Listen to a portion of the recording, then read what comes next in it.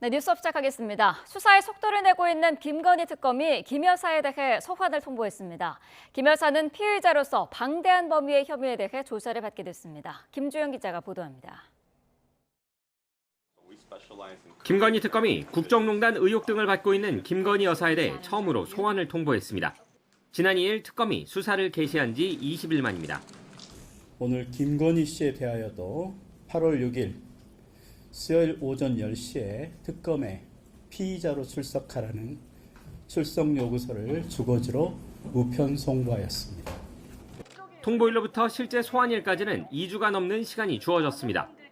문홍주 특검부는 자발적인 출석을 위해 일정을 넉넉하게 잡았다고 설명했습니다. 윤석열 전 대통령 측이 앞서 다른 특검 소환에 대해 촉박한 일정 등을 이유로 거부했던 사례를 염두에 둔 것으로 보입니다. 첫 출석인 만큼 김 여사가 특검에 나온다면 수사가 진행 중인 여러 혐의에 대한 조사가 두루 이뤄질 전망입니다. 도이치모터스 주가 조작 혐의, 양평고속도로 변경 특혜 의혹, 삼부토건 의혹, 건진법사 관련 금품 수수와 공천 개입 의혹 등 다양합니다. 명태균 씨를 통해 공천에 개입한 사건도 조사가 이뤄질 텐데 특검은 관련 혐의에 있어 윤 전 대통령에게도 오는 29일 출석하라고 통보했습니다. 김 여사에 대한 조사 대상과 내용이 방대한 만큼 하루만으로 조사를 마무리하기는 어려울 전망입니다. 이에 따라 특검은 김 여사에 대한 첫 조사 이후 곧이어 추가 소환을 통보할 가능성이 커 보입니다. YTN 김주영입니다.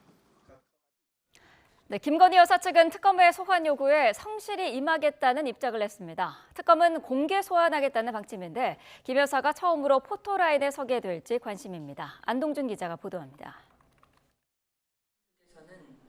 특검의 출석 통보 공개 직후 김건희 여사 측이 입장을 밝혔습니다. 아직 출석 요구서를 받지 않아 공식 입장을 내는 것은 시기상조지만 성실히 임하겠다는 기본 입장에는 변함이 없다는 겁니다. 출석 의사를 내비친 걸로 풀이되지만 실제로 김 여사가 모습을 드러낼지는 미지수입니다. 앞서 명태균 의혹 수사 전담팀을 꾸린 검찰은 김 여사에게 3차례 소환을 통보했습니다. 하지만 김 여사 측은 선거에 영향을 줄 우려가 있다거나 특검이 출범했다는 이유를 들며 출석 요구에 응하지 않았고 건강 악화를 이유로 병원에 입원하기도 했습니다. 지난해 7월에는 검찰이 김 여사를 처음으로 대면 조사하긴 했지만 제3의 장소에서 비공개로 진행되며 특혜 논란이 불거지기도 했습니다. 법 앞에 예외도 특혜도 성역도 없다고 말씀드렸습니다. 그러나 대통령 부인 조사 과정에서 이러한 원칙이 지켜지지 않았고 특검팀은 일단 출석 방식에 대해 다른 피의자들과 같은 방식으로 하겠다고 밝혔는데 사실상 공개 소환을 하겠다는 의미로 풀이됩니다. 김 여사가 특검에 출석할 가능성이 커진 만큼 김 여사가 처음으로 수사기관 포토라인에 서게 될지 관심이 쏠립니다. YTN 안동준입니다. 평양 무인기 침투 의혹을 받는 김용대 드론작전 사령관에 대한 구속영장이 기각됐습니다. 김 사령관이 의혹의 핵심 인물로 꼽히는 만큼 관련 수사에 차질이 불가피하다는 전망이 나옵니다. 임성호 기자입니다.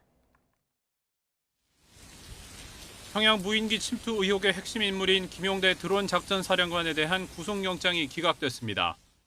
법원은 김 사령관이 사실관계를 대체로 인정하고 있고 기본적인 증거들이 수집된 점, 출석 상황과 진술 태도 등을 고려했다며 기각 사유를 밝혔습니다.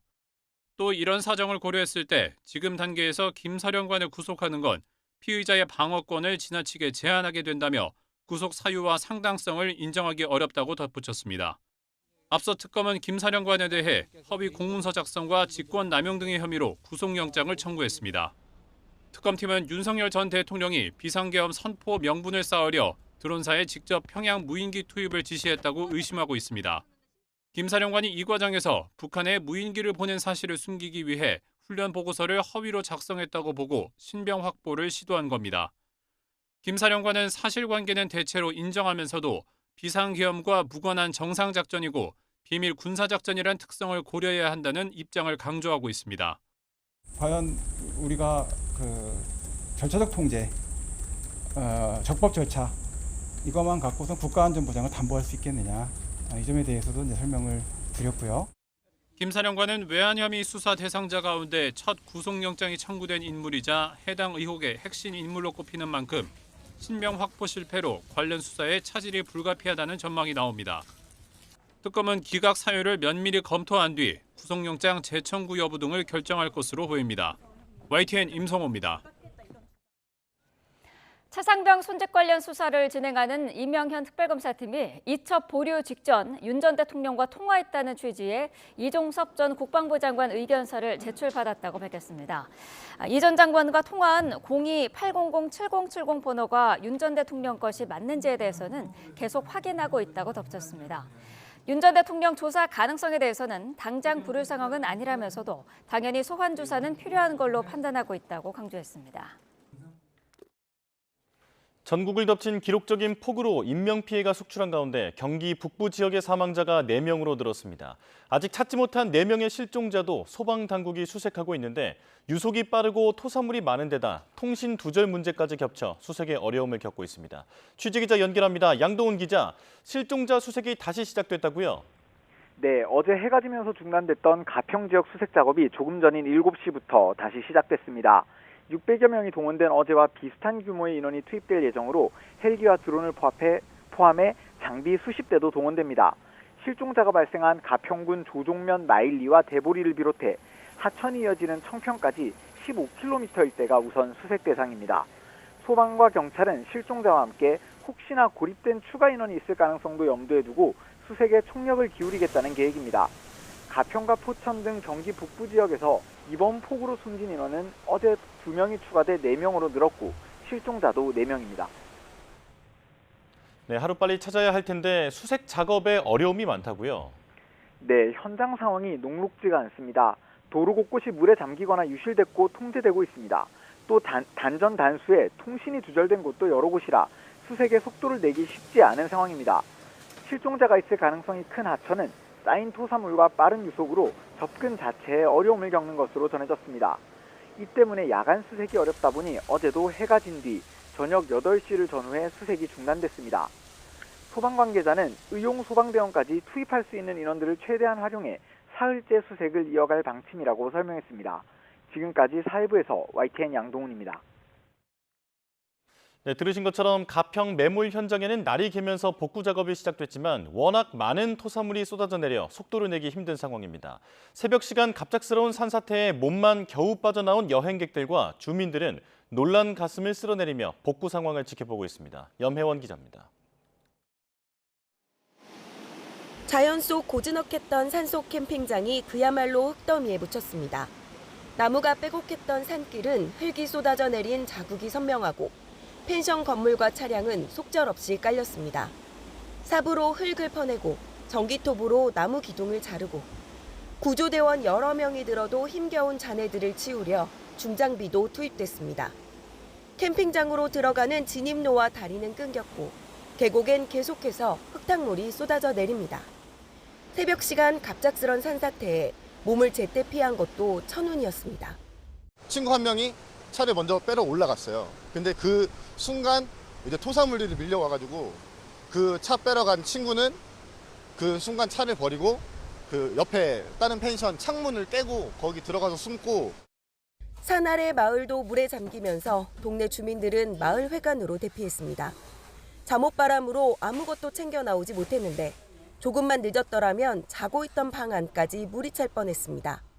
이장님이 나 데리고 왔을 때 그냥 막 문을 이장님이 억지로 열더라고. 대문에 나오는 데는 대문으로 막 물이 들어오는 거야 이렇게. 장독대부터 안방까지 모두 진흙탕이 된 상황. 이재민들은 망가진 삶의 터전을 마주하며 다시 한번 한숨 짓고 있습니다. YTN 염혜원입니다. 이재명 대통령이 수해 상황이 특히 심각한 경남 산청군을 찾았습니다. 실종자 수색과 복구 작업에 모든 자원과 행정력을 총동원하라고 지시했습니다. 홍민기 기자입니다. 이재명 대통령이 경남 산청군에 마련된 수해 복구 현장 지휘본부를 찾았습니다. 사상자가 10여 명에 달할 정도로 피해가 심각한 수해 지역을 처음으로 방문한 겁니다. 이 대통령은 피해 상황을 보고받고 필요한 지원이 무엇인지 등을 물었습니다. 당장 구조가 문제고, 두 번째로는 응급복구해야 되고, 세 번째로는 어쨌든 사람들 생활 복구 지원을 해줘야 될 테고 어떤 장기 복구를 해줄 테고. 지금 제일 시급한 건 지금 재난지역으로 선포가 빨리 돼가지고 빨리 선포가 돼가지고 지금 빨리 지금 그거는 최대한 빨리 우리 진행할 테니까. 이어 산청군 수해 지역을 직접 돌며 피해 주민들이 겪고 있는 어려움을 청취했습니다.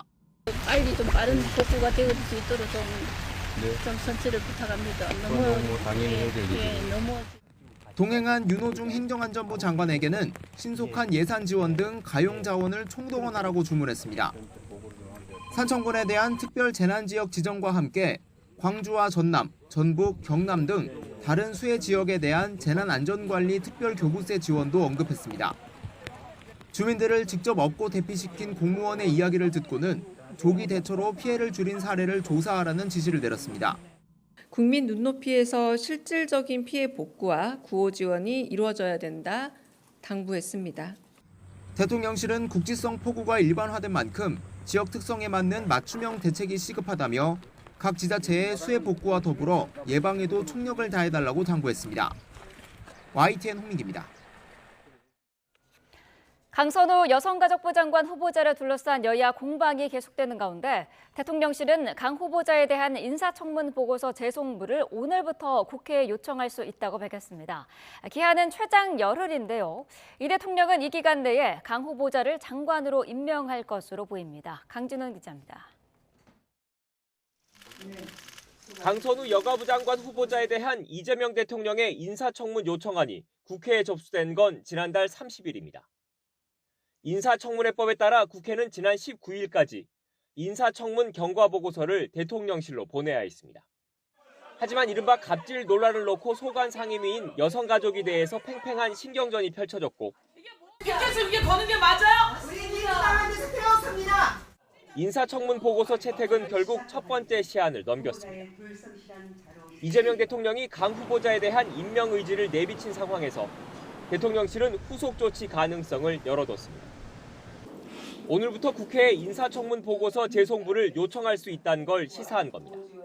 재송부라던가 이런 과정들은 오늘 이후에 다시 말씀드릴 수 있을 것 같다라는 거고요.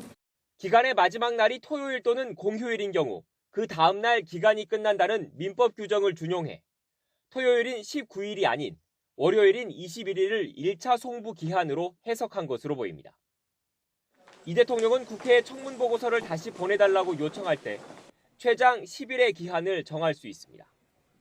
총리와 달리 이 기간이 지나면 국회의 동의 없이도 강선우 후보자를 장관직에 앉힐 수 있습니다. 재송부 기한이 며칠이냐에 따라 이 대통령의 임명 강행 의지를 가늠할 수 있다는 해석이 정치권 일각에서 나오는 이유입니다. 강선우 후보자 사퇴론이 여전히 잦아들지 않고 있지만 대통령실 내부에선 시간의 문제일 뿐 이른바 현역 의원 불패 흐름은 이어질 거라고 보는 분위기입니다. YTN 강준원입니다. 네, 이처럼 이 대통령이 강선우 장관 후보자 임명을 시사하면서 정치권의 파장은 오히려 커진 분위기입니다. 예산 갑질 의혹도 추가로 불거졌습니다. 강민경 기자입니다. 문재인 정부에서 일했던 정영애 전 여성가족부 장관이 강선우 후보자의 예산 삭감 갑질을 폭로했습니다. 강 후보자가 자신의 지역구 민원을 받아들이지 않자 부처 예산 일부를 깎았다는 겁니다. 장관인 본인이 직접 의원실에 가서 사과하고 한 소리 들은 뒤에야 예산이 복원됐다면서 이런 갑질 의원을 장관으로 보내다니 기가 막힌다고 적었습니다. 정 전 장관은 YTN에 강 후보자 임명 기류가 굳어진 직후 이 글을 지인 SNS 채팅방에 공유했는데 퍼진 것 같다고 설명했습니다. 갑질 의혹을 처음 꺼냈던 국회 보좌진들 역시 분노와 허탈감을 감추지 못하는 분위기입니다. 익명 커뮤니티에선 그 방은 말 못할 곳이었다는 식의 우회적 폭로와 함께 보좌진은 앞으로 더욱 하찮게 취급받겠다는 자조 섞인 한탄이 잇따르고 있습니다. 싸늘한 여론에 힘입은 국민의힘, 불통 정권을 민낯이라며 공세 수위를 최대치로 끌어올렸습니다. 국민의 상식에 맞서 싸우겠다는 선전포고로 읽힙니다. 갑질 불패, 아부 불패, 척건 불패가 아닐 수 없습니다. 민주당은 강 후보자의 자질을 부각하며 엄호 태세를 이어가고 있습니다. 가족학 박사로 가족, 여성, 아동, 청년, 장애인 정책을 다루는 여가부 장관으로서의 전문성을 갖춘 후보입니다. 특히 갑질은 사실관계가 확인되지 않은 의혹일 뿐 낙마 사유까진 아니란 입장을 재확인했습니다. 당 안팎에선 강 후보자가 재선 의원을 넘어 지난 대선 때 활약한 이른바 개국공신이란 점을 무시할 수 없다고 설명했습니다. 장관 낙마가 정치적 사망 선고로까지 이어질 수 있는 상황에서 이재명 대통령도 민주당도 강선우 후보자의 손을 쉽게 놓을 수 없다는 겁니다. 정권 초기 높은 지지율에 힘입어 정무적 선택을 강행했다는 취지지만 예상 밖 냉랭한 여론은 여권의 새로운 숙제로 떠올랐습니다. YTN 강민경입니다. 네, 이처럼 강선우 여가부 장관 후보자를 둘러싼 공방이 계속되는 가운데 이재명 대통령이 오늘 강 후보자에 대한 인사청문 경과보고서 재송부를 국회에 요청할 것으로 보입니다. 여권 핵심 관계자는 YTN에 이번 주 안에 강 후보자 임명 절차를 마무리하기 위해서 대통령실이 오늘 국회에 강 후보자에 대한 인사청문 보고서를 다시 보내달라고 요청할 것으로 안다고 말했습니다. 이어 대통령실 내에서 추가 논의가 필요하겠지만 재송부 기한이 하루가 되지는 않을 것 같다고 전망했습니다. 이재명 정부의 초대 내각 장관들이 처음으로 참석한 국무회의가 이 대통령 주재로 오늘 열립니다. 오늘 회의에는 구윤철 기획재정부 장관과 조현 외교부 장관, 윤호중 행정안전부 장관, 정은경 보건복지부 장관 등이 이 대통령이 임명안을 제간 신임 장관 9명이 참석합니다.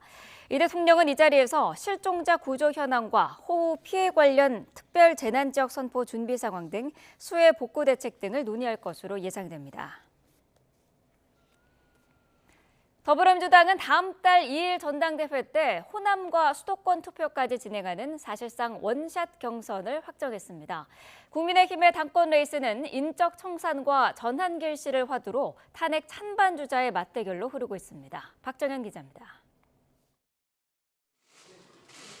국민의힘 최다선인 6선 조경태 의원은 정통 보수 가치를 재건하겠다면서 과감한 인적 청산을 약속했습니다. 읍참마속이 살 길이다. 극우 극단 세력과 결별하겠다면서 윤석열 전 대통령 관저 앞에 모였던 당 의원들을 정조준했습니다.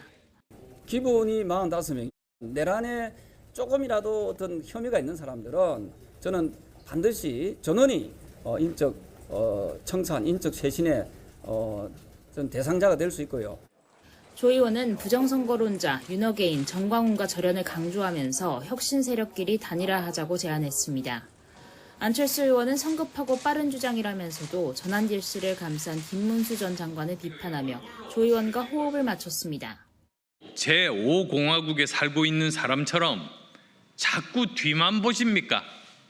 친길 당대표가 되려고 하시는 것입니까? 안 의원은 나아가 국민 여론조사 100%로 대표를 뽑아야 한다고 윤희숙 혁신위원장 주장에도 힘을 실었습니다. 이런 쇄신 개혁 움직임 속에 장동혁 의원은 내부 총질 세력이 당과 본인을 극으로 몰아가는 꼴을 볼 수 없다면서 모독한 자들에게 당대표가 돼 책임을 묻겠다고 경고했습니다. 전날 출마한 김문수 전 장관과 결이 맞는 건데 당권 경쟁이 탄핵 찬반 주자의 대결로 압축되는 모양새입니다. 민주당 전당대회는 폭우가 변수가 됐습니다. 권리당원 70%가 모인 호남과 수도권 권리당원 투표를 당대표를 뽑는 다음 달 2일에 한꺼번에 진행하기로 확정했습니다. 이번 주를 전 당적인 수해복구 총력 지원으로 저희 최고회의에서는 어제 규정한 바가 있습니다. 2주 뒤 사실상 원샷 경선을 치르는 셈인데 2연승을 달린 정청래 후보에게 유리할지 추격자 박찬대 후보가 반격에 나설지 저마다 해석이 분분합니다. 여야는 20일 차이로 새 대표를 뽑습니다. 누가 당권을 잡는지에 따라 당내 모습은 물론 향후 전국도 요동칠 수밖에 없습니다. YTN 박정현입니다. 네, 전국 이슈 자세히 짚어보겠습니다. 박성민 전 더불어민주당 최고위원, 이재영 국민의힘 서울 강동을 당협위원장과 함께하겠습니다. 어서 오십시오. 안녕하세요. 네. 자, 강선우 여가부 장관 후보자, 대통령실이 임명 강행 방침을 계속 밝혔습니다만 논란은 계속되고 있습니다. 지금 야당뿐만 아니라 시민사회단체에서도 임명 반대 목소리가 나오고 있는데 대통령실이 이르면 오늘 이제 청문 보고서 재송부를 요청할 것 같더라고요. 네, 이제 아무래도 임명을 하겠다라고 확정적으로 이야기를 했기 때문에 네. 그 절차에 있어서 지체하지 않겠다라는 뜻이 대통령실에 있는 것으로 보이고요. 네. 다만 이제 이 대통령의 어떤 결단이라든지 이제 국회 차원의 입장은 좀 존중을 해야겠지만 남아 있는 리스크들은 분명히 존재를 합니다. 네. 왜냐하면 뭐 여러 시민단체라든지 여러 단체 단위로 그리고 또 개별적인 단위로 사실은 이 강선우 후보자에 대한 임명 강행이 맞지 않다라는 지적의 목소리가 계속 있는 상황이라서 대통령께서도 충분하게 고심 끝에 이러한 네. 결정을 내리셨고 그런 여러 가지 위험성까지도 감당하겠다라는 생각이 있으신 걸로 보이지만 만만치 않은 정국이 될 것은 분명해 보입니다. 네. 다만 어쨌든 대통령께서 여러 가지 긍정 의견과 부정 의견을 통합적으로 고려를 했고 또 여러 가지 이제 주말 기간 동안 고심하는 시간이 있었다라는 게 잘 알려지지 않습니까? 그렇기 때문에 저는 결과적으로 임명 강행을 결심하신 만큼 그 뒤에 후과 역시도 이제 같이 감당해야 되는 문제다라는 생각이 있습니다. 네. 이번 주 안에 어쨌든 임명 절차를 마무리하겠다는 방침이라는 거거든요. 어떤 의견이신가요? 아직도 왜 하는지 잘 이해가 안 되죠. 우리 박성민 최고위원께서 말씀하셨듯이 친여 성향의 시민단체 그리고 다른 이제 조직들도 반대 의견을 많이 내고 있어요. 네. 거의 뭐 야당의 반대 의견이 묻힐 정도로 굉장히 강하게 반발하고 있는데 그 중에 뭐 대표적인 게 민주노총 그리고 뭐 참여연대 아주 강한 친여 성향의 단체들 아닙니까? 네. 민주노총에서 이런 말도 했더라고요. 검증되지 않은 정치적 안배 인사다. 그러니까 지금 민주당에서는 강선우 후보가 정책적으로 능력이 있다라는 걸 이유 삼아 지금 밀고 강행을 하는 거 아니겠습니까? 근데 누가 봐도 이건 정치적 안배 인사이고 누가 봐도 이재명 대통령과 강선우 후보가 뭐 예전에 잘 지냈던 사이기 때문에 이게 무슨 뭐 상장처럼 주는 훈장처럼 주는 그런 인선이 아니냐 이런 얘기를 이렇게 좀 풀어서 해석하시는 것 같아요. 네. 근데 중요한 건 이제 민주당의 반응도 사실은 민심과 굉장히 멀죠. 김현정 민주당 원내대변인인가 이 얘기를 했어요. 갑질은 아무래도 상대적이고 주관적인 측면이 있지 않느냐. 민주당 국회의원들만 상대적으로 이걸 좋게 평가하는 것 같아요. 국민은 다 반대를 하고 있는데도 불구하고 민주당 국회의원들이 왜 이런 식으로 하는지 그리고 네. 거기에 대해서 이재명 대통령이 아까 말씀하셨듯이 뭐 여러 가지 의견을 들었는데 민주당 측의 의견을 많이 들으신 것 같고 이미 벌써 시작한 지 이제 이 정권이 시작한 지 몇 달 안 됐는데 네. 국민의 목소리와 의견에는 눈과 귀를 가리기 시작을 한 것이 아닌가. 앞으로 굉장히 험난한 그런 정부 5년이 보여지는 그런 대목입니다. 네, 말씀하신 부분처럼 어제 우상호 정무수석도 이 대통령의 결정에 가장 큰 영향을 미친 거는 여당 지도부의 의견이다. 이런 언급이 있었거든요. 결정은 어쨌든 대통령이 했습니다만은 책임은 좀 분산시키려는 걸까요? 어떻게 보세요? 책임을 분산시킨다라기보다는 어떤 이런 결정을 내린 배경에 대해서 어느 정도의 설명은 필요하지 않습니까? 그렇기 네. 때문에 아마 대통령께서 이 주말 중에 여야 원내 대표들을 만나신 것으로 알고 있는데 그 과정에서 청취한 의견이 최종적인 결단을 내리는 데 많은 영향을 미쳤다라는 점을 참고적으로 말씀을 해주신 것 같고요. 당에서는 이미 사실은 여가위를 중심으로 해서 청문회를 진행한 상임위에서 이미 어떤 인사청문 보고서를 채택해야 된다. 어느 정도 이 청문회 과정에서 성실하게 소명을 했고 충분한 절차를 거쳤고 정책적인 검증 역시도 마쳤다라는 입장을 밝힌 바가 있기 때문에 네. 그러한 당의 기류를 충분히 김병기 원내대표께서 전달을 하셨을 걸로 보이고 대통령께서도 그런 국회의 뜻을 그리고 민주당의 뜻을 어느 정도 이해를 하시지 않았을까라는 생각이 듭니다. 네. 다만 이것이 무조건 현역 불패의 신화를 완성을 시키기 위해서 그랬다라고 보기는 좀 어려운 것이고 이 청문회를 직접 진행한 주체인 민주당 측에서 그러니까 우리 당 측에서 얘기를 한 부분이 결국에는 청문회 과정에서의 어느 정도의 소명이 있었다라는 기류를 전달을 했기 때문에 아마 대통령께서도 그 부분을 고려하는 데 있어서 하나의 동기이자 원인으로 좀 생각하시지 않았을까 싶습니다. 네, 청문 보고서의 재송부 기한은 최장 이제 열흘로 정할 수는 있는데 이번 주 안에 임명 절차를 마무리하겠다는 거는 그러면은 길게 가져가진 않겠다 이런 뜻으로 봐야 되겠죠. 일단 기본적으로 지금 내각 구성 자체를 길게 가져갈 수 있는 상황은 아니고요. 네. 인수위 없이 출범한 정부이기 때문에 사실은 내각 구성을 좀 서둘러야 된다라는 의견은 있었던 겁니다. 그래서 지금 상황에서 어떤 이 장관을 임명하는 거 그리고 청문회를 거쳐서 이제 빠르게 임명 절차를 밟는 것은 뭐 중요한 상황이라서 뭐 강선우 후보자뿐만 아니라 다른 이 인사청문 보고서가 채택된 경우에도 빠르게 이제 임명을 하고 있는 수순이라 그 일환으로 봐주시면 되겠습니다. 네. 자, 지금 뭐 관련해서 추가 폭로도 어제 또 나왔습니다. 문재인 정부에서 여가부 장관을 맡았던 정영애 전 장관이 제기한 내용인데 강선우 후보자로부터 예산 갑질을 당했다는 거거든요. 폭로된 내용 어떻게 보셨습니까? 뭐 갑질 종합 세트라고밖에 볼 수 없죠. 그러니까 이 강선우 후보가 보좌진한테 갑질을 했다라는 것으로 이 모든 의혹이 불거졌잖아요. 그리고 청문회를 통해서 소명된 건 하나도 없습니다. 오히려 그 기간 동안에 더 많은 갑질 내용이 나온 것뿐이지. 그리고 예전에는 보좌진이 했던 얘기들은 이제 소위 말한 떠돌아다니는 썰이었는데 네. 그것이 뭐 방송을 통해서 나왔던 카톡이라든지 아니면 보좌진 대표성을 가지고 있는 민주당 보좌진 단체가 전직 회원들, 전직 회장들, 현 회장들까지도 이거는 하면 안 된다라고 의견을 줬잖아요. 네. 근데 더 나아가서 장관한테도 갑질을 했어요. 이게 예를 들어서 다른 정부의 장관이었으면은 그래 그냥 정치적으로 반대하기 때문에 뭐 예산을 반대한다 뭐 이런 거였는데 이게 문재인 정부 시절에 있었던 여가부 장관이 예를 들어서 본인한테 좋지 않은 본인의 말을 듣지 않으니까 예산으로 갑질을 했다는 거거든요. 지역 민원 안 들어줬다고 예산 깎았다는 거예요. 그래놓고 장관이 찾아와서 사과하게 만들고 무릎 꿇게 만들고 그제서야 옛다 여깄다 이제 내 마음이 풀렸다라고 하면서 예산을 통과시켜줬다는 거거든요. 그러니까 이분은 누가 봐도 그냥 갑질이 몸의 DNA로 이제 한 자리를 잡으신 분이에요. 근데 이런 분이 장관이 되면 그 갑질에 오히려 힘을 실어주는 게 되지 않겠습니까? 네. 오히려 그 갑질이 증폭되는 거 아니겠어요? 그래서 왜 이런 인사를 다시 말씀드리지만 하고 있는지에 대해서 현역 불패가 그렇게 중요한지 이재명 대통령과의 그 관계가 그렇게 중요한지 글쎄요. 국민들은 아마 매우 의아하고 있을 거고요. 아마 나중에 뭐 여론조사 지금은 얘기할 수 없고 여론조사는 게 선행적인 부분이 있잖아요. 네. 아마 사후적으로 큰 질타를 받을 거라고 생각됩니다. 네.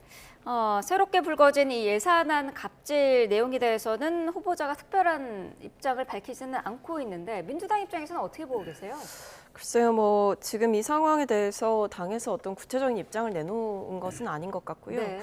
아마 이제 뭐 장관 측과 이제 당시에 업무를 하면서 소통하는 과정 가운데에서 좀 부딪힘은 있었던 것 같고 그것에 대해서 좀 날카롭게 비판하고 지적하는 과정 가운데에서 여러 일들이 있었던 것으로 보입니다. 그래서 이것을 뭐 갑질이라고 주장을 할 수도 있는 것이고 또 한편에서는 일을 하는 과정 가운데 있었던 부침으로 볼 수도 있는 것이기 때문에 근데 다만 이제 이런 폭로의 내용이 나온다라는 것 자체는 여전히 어떤 리스크가 이어지고 있다라는 것의 방증이기도 합니다. 그래서 네. 저는 뭐 장관 후보자께서 이제 장관이 되시게 된다면 이런 부분에 대해서도 좀 본인의 입장을 밝히는 것이 필요하지 않을까라는 생각은 들고 네. 청문회 과정에서도 이제 본인의 좀 부족한 부분들을 인정하고 사죄하시는 모습들이 있었잖아요. 그런 부분들이 한 번 더 필요하지 않을까라는 개인적인 생각이 있습니다. 네. 자, 이런 인선 논란 한마디만 더 해도 될까요? 지금 이 갑질이라는 게 사실은 피해자, 당사자가 갑질을 당한 당사자가 느끼는 그 톤앤 매너에서 나오는 거잖아요. 지금 민주당이 얘기하고 있는 괜찮다, 아까도 말씀드렸던 상대적으로 이거는 누구의 시각에서 바라보냐에 따라서 틀릴 수 있다는 거는 우리가 보통 성추행, 성폭행할 때 그 사건에서 가해자가 갖고 있는 입장이랑 비슷한 거예요. 근데 이런 것을 진행을 한다? 저는 이해가 안 됩니다. 알겠습니다. 자, 상승세를 보이던 이 대통령의 지지율이 소폭 하락을 했더라고요. 이런 인선 논란이 영향이 좀 있었던 것 같기도 한데 리얼미터 조사에서 2%포인트가량이 하락했어요. 어떻게 보고 계시나요?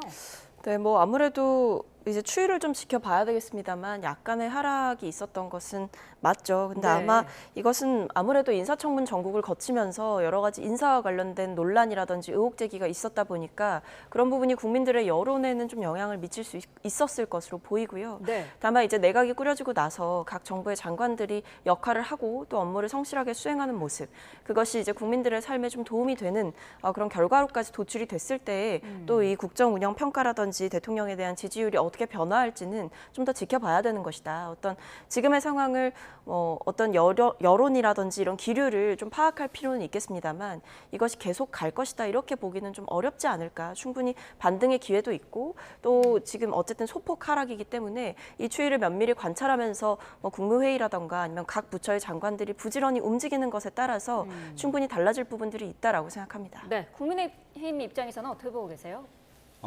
여론조사요? 네. 아까도 말씀드렸지만 여론조사라는 건 선행적인 거잖아요. 아니, 선행적이지가 않고 사후적인 거잖아요. 제가 아까 말씀 잘못 드렸네요. 그러니까 무슨 일이 일어났을 때 여론조사가 반영을 하는 건데 임명도 안 했는데 조금 소폭 하락한 거잖아요. 그럼 임명을 강행했을 때 그 이후 사후적으로 여론조사가 어떻게 될지가 더 이제 관전 포인트가 될 텐데 네. 글쎄 뭐 다른 일로 만회할 수도 있겠죠. 그건 대통령에 대한 여론조사이기도 하니까. 그럼에도 불구하고 강선우 후보 임명 같은 경우에는 뭐 내로남불 뿐만 아니고 이것이 뭐 절대 권력 이런 부분에서 국민들 굉장히 불편하게 생각하고 더 나아가서는 좀 위험하다, 우려스럽다. 너무 힘을 우리가 많이 쏟아준 건 아닌가 뭐 이런 것들이 조금씩 쌓여가지 않을까라는 생각이 듭니다. 네. 자, 국민의힘 상황을 또 짚어보겠습니다. 뭐 폭우 때문이긴 합니다만은 어제 혁신안을 논의하기로 했던 의총은 열리지 않았고요. 앞으로의 일정도 지금 불확실한 상황입니다. 혁신안 논의가 이대로 끝나는 거 아니냐 이런 목소리도 나오고 있던데요. 우려되죠. 그래서 아마 혁신안은 지금 유지석 위원장이 내놓은 혁신안은 대부분 통과되기 힘들 겁니다. 네. 중요한 건 그럼에도 불구하고 목소리를 냈다는 게 중요하다고 생각을 하고요. 아마 이 혁신안을 어떻게 전당대회에 나오는 후보자들이 이 내용을 다룰지 거기에 아마 혁신위의 역할이 있지 않을까 그런 생각이 좀 드네요. 네, 목소리를 냈다는 것 자체에 의미를 두셨는데 어떤 의견이실까요? 사실 이제 목소리를 내는 것보다 중요한 건 이제 그런 목소리가 당내에 받아들여지는 거겠죠. 왜냐하면 결국에 혁신을 아무리 세우든 비대위를 아무리 세우든 중요한 것은 얼마나 진정성 있게 행동으로 옮기느냐 이 부분이 이제 국민의힘에 주목되는 상황인데 결과적으로 뭐 김용태 전 비대위원장 같은 경우에도 의총이 기습적으로 이제 취소가 돼서 본인이 계속 논의하고자 했던 뭐 개혁안에 대한 방향이라든지 아니면 이제 본인의 거취를 이제 어떻게 할 것이냐, 뭐 임기를 연장할 것이냐 말 것이냐 이런 부분에 대한 논의가 사실상 어려운 상황으로 만들어졌던 거거든요. 네. 그래서 이번에도 물론 이제 수해 상황이라든지 피해 복구가 필요하고 국회의원들이 거기에 집중하는 것은 중요합니다만 혁신의 시계는 또 혁신의 시계대로 돌아가야 하는 것인데 이것이 과연 진정성 있게 혁신위를 지지하고 밀어주고자 하는 행동인가 그렇게 보기는 좀 어렵다라는 생각이 들어서 아마 지금 일정이 잠정 연기됐고 그 대안 일정이 제시가 되지 않는다라고 한다면 네. 과거 이제 김용태 비대위의 전철을 밟아서 이번 윤희숙 혁신위 역시도 좀 좌초될 위기에 처해 있다. 그리고 그럴 가능성이 매우 높아 보이고 이런 어떤 불편한 이야기들을 정면으로 다루지 않고 피하는 방식으로 지나가지 않을까라는 생각이 듭니다. 네. 어제는 또 조경태, 장동혁 의원이 전당대회 출사표를 던졌는데 조경태 의원은 극우와의 절연을 외쳤고요. 반면에 장동혁 의원은 당 내부 총질을 거론하면서 극우 프레임을 좀 벗어나야 한다 이렇게 밝혔습니다. 어떻게 들으셨습니까? 예상됐던 거라서 뭐 새로워 보이지는 않아요. 근데 과연 이 두 분이 나오는 이 두 분의 후보 리스트 아니면 진정한 국민이 바라봤을 때 진짜 대결이다가 이 두 분인지는 모르겠어요. 네. 사실 김문수 후보도 지금 출사표를 던졌고 전 후보죠.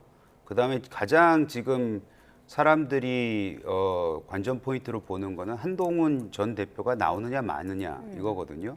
뭐 들리는 얘기에 의하면은 나올 생각도 가지고 있다라는 네. 생각이 있다라고 얘기를 하길래 아마 그 시점이 되면은 방금 말씀하셨던 어떤 메시지로 어떤 대결 구도가 될지가 굉장히 그 흥미로운 그런 전당대회가 될 수도 있다고 생각이 됩니다. 네.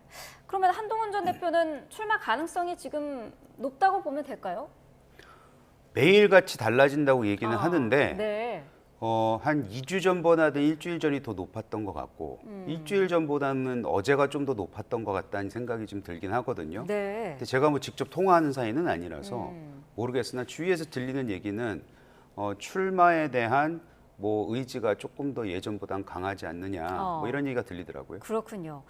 어제 안철수 의원이랑 윤희숙 혁신위원장이 긴급회동을 한 것으로 알려졌습니다. 안철수 의원 같은 경우에는 최근 한동훈 전 대표도 만난 것으로 알려졌는데 이런 최근의 행보를 어떻게 좀 보고 계세요? 그러니까 이게 전당대회를 앞두고 이른바 이제 찬탄파의 전략적 연대가 시작됐다 이렇게 볼 수가 있겠죠. 왜냐하면 사실 만약에 어떤 전한길 씨의 입당 문제라든지 아니면 뭐 윤상현 의원의 토론회에 뭐 전한길 씨가 연사로 나오고 그 자리에 이제 국민의힘 지도부가 참석하는 이런 일이 없었다라고 한다면 사실 찬탄파들은 일종의 각계 전투를 하고 있었던 상황이기 때문에 사실 당내의 친윤 주류 세력들에 밀리기 쉬운 구조였습니다. 근데 지금은 좀 기류가 달라졌죠.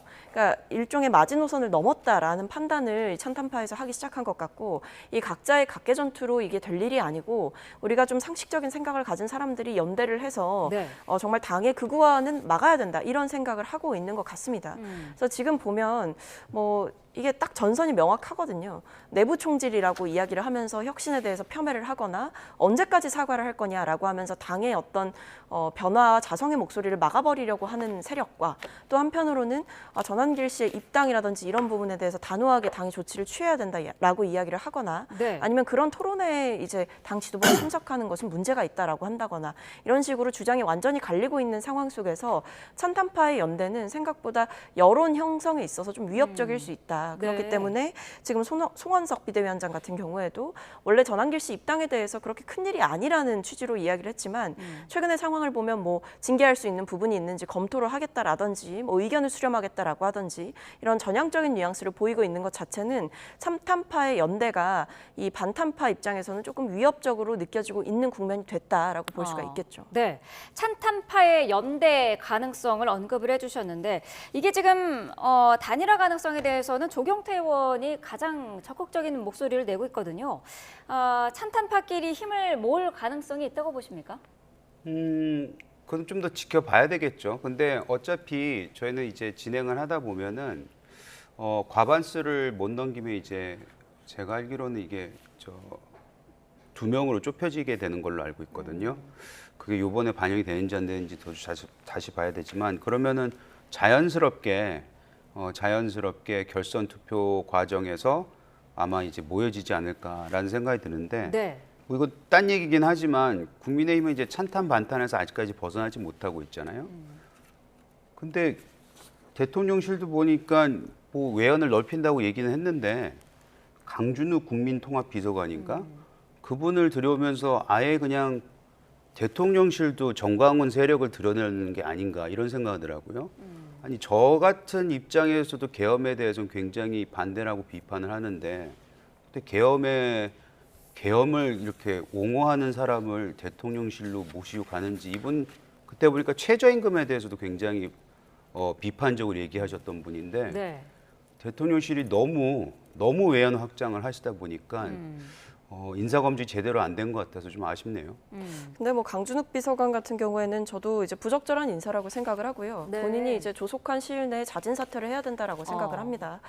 통합을 향한 대통령실의 의지는 존중하고 그것이 중요하다라고 저도 생각을 하지만 원칙 있는 통합이 중요한 시점입니다. 계엄을 옹호했고 뭐 과거에 노무현 전 대통령에 대한 마타도어를 한다거나 아니면 이제 5.18에 대한 정말 어떤 극우적인 세계관을 드러냈다거나 이런 것들이 드러난 이상 그리고 특히 지난 3월에 우리가 이제 정말 윤 전 대통령의 탄핵을 염원하면서 거리에서 투쟁하고 이랬던 그 시간 동안에 사실 계엄을 옹호하는 발언을 썼고 그것을 책으로 출판하고 이런 일들이 있었다는 것은 인사 검증 과정 가운데 걸러졌어야 되는 문제가 맞는 것이고 이 부분에 대해서는 민주당 안에서도 이 강 비서관의 자진 사퇴를 촉구하는 목소리가 높아지고 있는 상황이라서 조금 더 지켜보시면 될 일인 것 같다라는 생각이 들고 오히려 국민의힘 내부에서 지금 이제 뭐 전한길 씨가 입당을 했고 그 뒤에 뭐 전한길 씨가 지금 여러 가지 전당대회에 영향력을 미치겠다 이런 선포를 공공연하게 하고 있는 상황이기 때문에 이것을 어떻게 막아낼 것인가에 대해서 좀 더 고민을 국민의힘은 해야 되지 않을까 싶습니다. 네. 이제 저런 부분이 우려되는 거예요. 왜냐하면 이재명 대통령을 바라봤을 때 이제 대선 전에 이재명 대통령은 그래도 뭐 소위 말하는 샤도우 캐비넷이 있을 것이다. 준비된 인선들이 있을 것이다. 이런 기대감이 좀 있었거든요. 국민의힘은 워낙 아수라장이었기 때문에 그런 기대를 못했는데 이재명은 준비됐을 거다고 생각했는데 지금 인선을 보면 국무위원들도 다 문제가 굉장히 많다는 거 드러났죠. 아까 우리가 강선우만 얘기를 했지만 다른 후보들도 문제 많습니다. 굉장히 많습니다. 그리고 대통령실도 보면은 예전에 처음으로 했었던 민정수석이었나요? 그분도 지금 사퇴를 할 수밖에 없었던 상황이고 이분도 보면은 도대체 인선이 어떻게 인사검증이 어떤 식으로 되는지 전혀 알 수가 없거든요. 네. 이런 것만 보더라도 준비가 생각보다 안 돼 있었구나. 앞으로 갈 길이 굉장히 험난하겠구나. 이런 걱정을 국민이 할 수밖에 없는 상황이죠. 네, 강준호 국민통합비서관 얘기가 나왔으니까 한 가지만 더 질문을 드려보자면은 앞서서 자진 사퇴의 문을 좀 열어두셨는데 지금 대통령실 입장은 현재 잘못을 인정하고 깊이 사죄하고 있다는 점을 중요하게 본다라고 이제 입장을 밝혔거든요. 그렇다면은 계속 이제 끌고 가겠다는 거 아닌가 싶기도 한데요. 근데 뭐 그 외에도 나왔던 입장을 보면 뭐 대통령의 이 통합의 의지를 훼손할 수 있는 뭐 부분이 있는지 좀 살펴보겠다라는 입장이 나왔던 것으로 기억을 합니다. 뭐 제가 네. 말씀드린 게 정확한 대통령실의 그 멘트 그대로를 말씀드린 것은 아니지만 제가 이해했던 것은 그 뒤에 나왔던 입장들을 보면 이것이 이제 대통령의 인사의 취지를 훼손시킬 만한 것인지를 좀 보겠다라는 취지의 메시지도 나왔던 것으로 기억을 하기 때문에 네. 뭐 저는 이것 역시도 이제 여론의 향방을 좀 주목해 봐야 되는 것이라 생각을 하고 그리고 이것은 이미 당 내에서 항의가 있는 상황이고 당 내에서 공개적으로 좀 반발의 목소리가 나오고 있는 상황이기 때문에 네. 이 부분을 대통령실에서 충분히 고려하고 전달이 될 것으로 보고 있습니다. 그래서 저는 여기에 대해서 글쎄요, 가장 중요한 것은 인사권자인 대통령에게 부담이 되는 인사라는 것이고요. 여기에 대해서 뭐 검증이 부족했든 아니면 후보자가 저지른 어떤 잘못에 대해서 본인이 뭐 제대로 인지를 못했던 것이든 뭐든 간에 이건 결과적으로 문제가 있는 인사가 된 것이 맞습니다. 그래서 여기에 대해서는 본인이 빠른 시간 안에 공직을 수행할 자격이 없음을 인지를 하고 내려오는 것이 가장 빠른 수순이다 이렇게 보고 있습니다. 네. 앞서서 국민의힘 이야기를 하다가 강준호 비서관 이야기가 나와서 조금 다른 길로 갔다가 왔는데 이 부분을 한 가지만 더 물어보죠. 송원석 원내대표가 죄송합니다. 서울시당에 이 전한길 씨의 과거 언행에 대한 조사를 지시를 했지 않습니까? 근데 원래는 송원석 원내대표 같은 경우에는 개인의 입장에는 호들갑 떨 것이 없다, 문제될 것이 없다라는 입장이었는데 지금 조금 바뀐 거거든요. 어떻게 보고 계세요? 사실 그 전한길 씨가 무슨 얘기를 했는지 누구나 다 알거든요. 큰 틀에서는 네. 문제될 만한 얘기도 많이 했고 그리고 중요한 것은 이제 송원석 원내대표가 전한길 씨를 이제 출당을 시키기 위한 명분 쌓기가 아닌가. 특히 출당을 시키려면 과거 언행도 중요하지만 네. 예를 들어서 입당한 지 지금 한 달 정도 됐다는 얘기 아닙니까?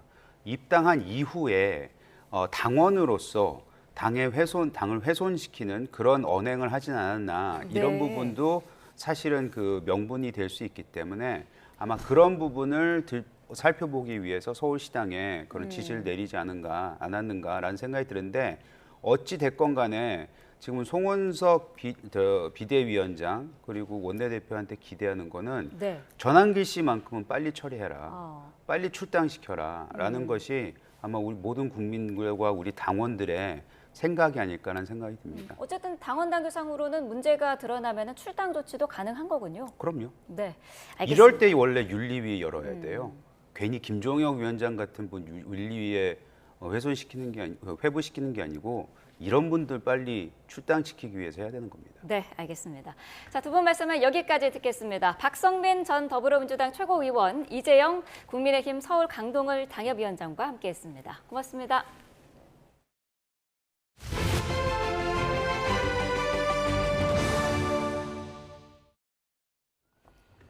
네, 트럼프 미국 대통령이 예고한 상호 관세 부과 시한을 앞두고 위성락 국가안보실장이 미국 워싱턴에서 막바지 물밑 협상에 나섰습니다. 미 재무장관은 시한보다는 합의의 질에 관심이 많다며 각국과의 협상을 서두르지 않을 뜻을 밝혔습니다. 워싱턴에서 신윤전 특파원이 보도합니다. 11일 만에 다시 미국을 찾은 위성락 국가안보실장. 트럼프 미 행정부의 상호관세 유예 시한이 임박하면서 막바지 물밑 통상 협상에 나섰습니다. 미국 도착부터 일정은 비공개로 진행됐는데 남은 협상 시한이 길지 않은 만큼 긴밀한 협의에 집중하려는 의도로 해석됩니다. 지난 방문 때처럼 마코 루비오 국무장관 겸 백악관 국가안보보좌관과 접촉해 통상과 안보 협상은 물론 한미 정상회담 개최도 조율한 것으로 전망됩니다. 참의원 선거가 끝난 일본에서도 아카자와 료세이 경제 재생상이 워싱턴을 찾는 등 각국이 합의 도출을 위해 숨가쁜 일정을 이어갔습니다. 이런 가운데 스콧 베센트 미 재무장관은 다음 달 1일 이전에 각국과 신속히 무역 합의를 하는 것보다 질 높은 합의를 하는 것에 더 중점을 두고 있다고 밝혔습니다. 베센트 장관은 현지 시각 21일 언론 인터뷰에서 무역 상대국들과의 대화가 진행되고 있다며 중요한 것은 합의의 질이지 타이밍이 아니라고 말했습니다. 이어 합의를 위해 서두르지는 않을 것이라며 가장 최근 무역 합의를 이룬 인도네시아와의 협상에서도 더 많은 것을 요구하자 점점 더 좋은 수정안이 제시됐다고 설명했습니다. 미국이 관세 협상에서 시간과의 싸움에서 유리한 입장이라는 것을 강조한 것으로 보입니다. 베센트 장관의 이번 발언은 미국의 유리한 합의안을 도출할 때까지 협상을 이어갈 수 있다는 뜻으로 풀이됩니다. 워싱턴에서 YTN 신윤정입니다. 구윤철 신임 부총리 겸 기획재정부 장관이 오늘 비공개로 대외경제장관 회의를 열고 한미 통상 현안을 논의합니다. 회의에는 김정관 산업통상자원부 장관과 조현 외교부 장관 등이 참석하는 것으로 전해졌습니다. 이재명 정부 초대 내각의 경제외교사령탑이 머리를 맞대고 미국과의 관세 협상 전략을 논의할 것으로 전망됩니다. 트럼프 대통령의 관세로 미국 빅3 자동차 제조사인 스텔란티스가 3조 7천억 원의 손실을 예상할 정도로 휘청이고 있습니다. 실제로 상반기 미국의 경기 선행지수가 지난해 하반기보다 훨씬 빠른 속도로 감소해 경기 둔화세가 두드러진 것으로 나타났습니다. 뉴욕에서 이승윤 특파원입니다. 크라이슬러와 지프, 램 등의 브랜드를 보유한 미국 3위의 자동차 제조사인 스텔란티스. 트럼프 대통령의 자동차와 부품에 대한 25% 관세로 상반기 중 3조 7천억 원의 단기 순손실을 예상할 정도로 휘청이고 있습니다. 특히 관세 부담과 관세 대응 차원에서 빚어진 생산 손실로 상반기 중 4,800억 원 규모의 순이익 감소를 우려하고 있습니다. A lot of people in the industry have been looking at a very stretched consumer as of late. If you just look at credit card delinquency rates, auto loan delinquencies, affordability of housing, affordability of autos. 미국 내 다른 기업들도 관세로 허덕이기는 마찬가지입니다. 상반기 미국의 경기 선행 지수 LEI가 지난해 하반기보다 훨씬 빠른 속도로 감소해 경기 둔화세가 두드러진 것으로 나타났습니다. 미국의 경제 분석 기관인 컨퍼런스 보드는 6월 LEI가 전월보다 0.3% 하락해 기준선인 100 아래인 98.8을 기록했다고 발표했습니다. 올해 상반기 LEI는 2.8% 하락하며 지난해 하반기에 마이너스 1.3%보다 큰 감소폭을 기록하며 빠르게 침몰하고 있습니다. 이는 관세로 소비자 물가가 오르자 실질 소득이 줄어 소비 둔화와 제조업 신규 주문 감소, 기업의 투자와 채용 보류가 이어진 여파로 풀이됩니다. 컨퍼런스 보드는 경기 침체를 예측할 상황은 아니지만 관세 충격과 이에 따른 소비와 투자의 압박이 있다며 관세 영향이 하반기부터 더 두드러질 것으로 내다봤습니다. 뉴욕에서 YTN 이승윤입니다. 빅테크, 대형 기술 기업의 2분기 실적 발표를 앞두고 관세 완화 등에 따른 낙관론이 부상하면서 뉴욕 증시에서 스탠더드&푸어스 500 지수와 나스닥 지수가 사상 최고치로 마감했습니다. 현재 시간 21일 뉴욕 증시에서 대형주 중심의 S&P 500 지수는 전장보다 0.14% 오른 6,305.6에 기술주 중심의 나스닥 지수는 전장보다 0.38% 오른 2974.17에 각각 거래를 마쳤습니다. S&P 500 지수가 6,300선 위에서 마감한 건 이번이 처음이며 나스닥 지수는 6거래일 연속 최고치를 경신했습니다. 인천 아들 집에서 총을 쏴 아들을 숨지게 한 60대 남성이 자신의 집에는 폭발물을 설치했던 것으로 드러났죠. 이 남성은 경찰 조사에서 사제 총기와 폭발물 모두 자신이 직접 만들었다고 진술했습니다. 윤태인 기자입니다. 아파트 내부에 경찰 통제선이 쳐져 있고 사건을 조사하고 있다는 종이가 현관문에 붙어 있습니다. 경찰 특공대가 출동해 인천에서 아들에게 사제 총기를 발사한 60대 남성 조모 씨의 자택을 수색한 겁니다. 자고 있다가 갑자기 일어나서 포근소 8층에 7층에 있었습니다. 조 씨는 검거 당시 사제 폭발물을 설치했다고 경찰에 진술한 것으로 파악됐습니다. 60대 남성 피의자가 살던 집 앞입니다.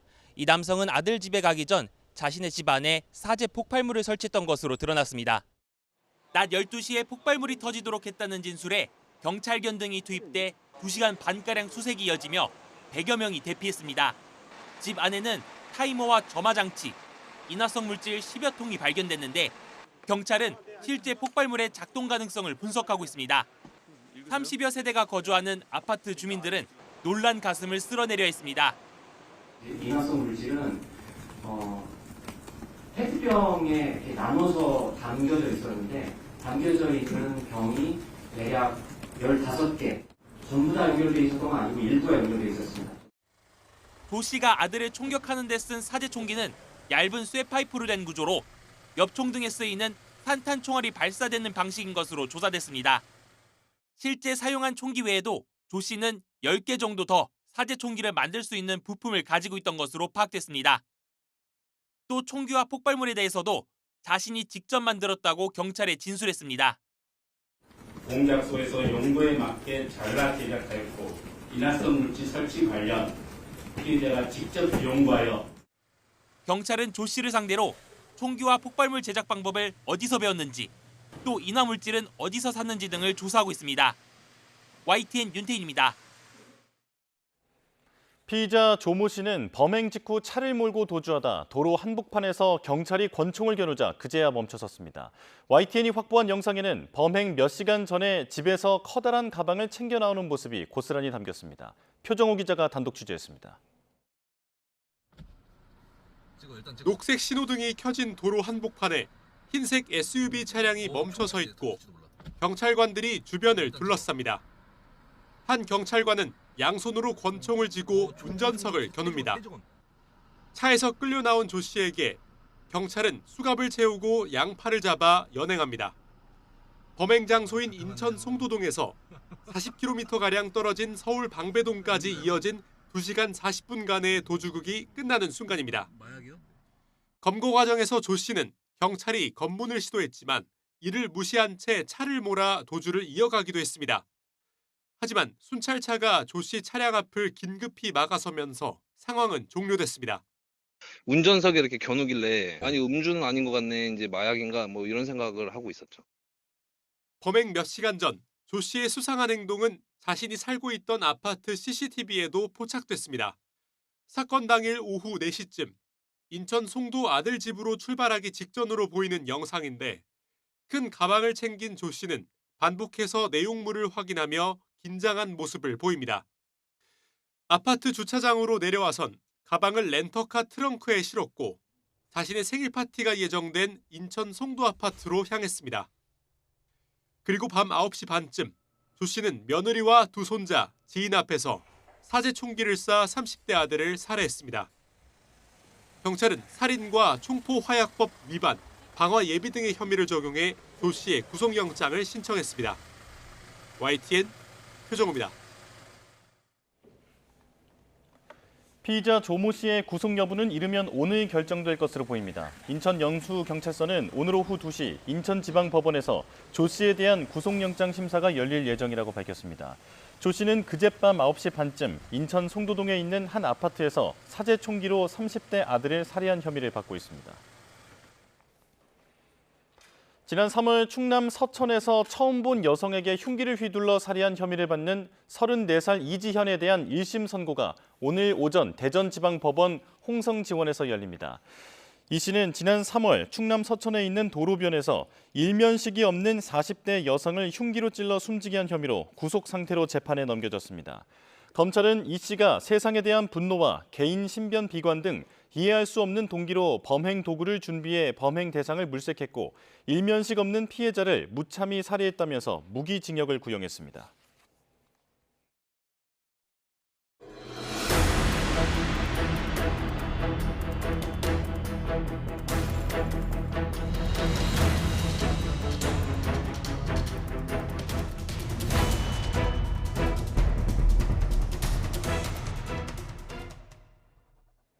김건희 여사와 관련한 각종 의혹을 조사하는 민중기 특별검사팀이 윤석열 전 대통령과 김 여사에 대해 각각 소환을 통보했습니다.